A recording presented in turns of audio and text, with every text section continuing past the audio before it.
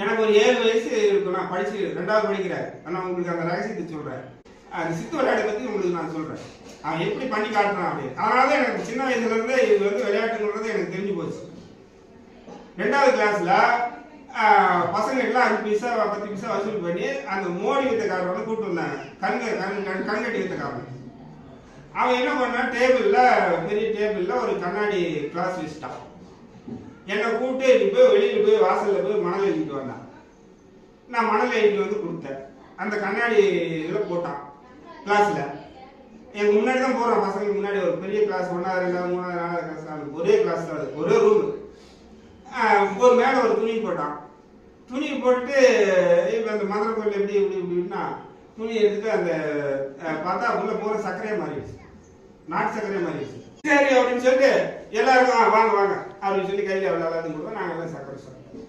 சரி அது முடிஞ்சு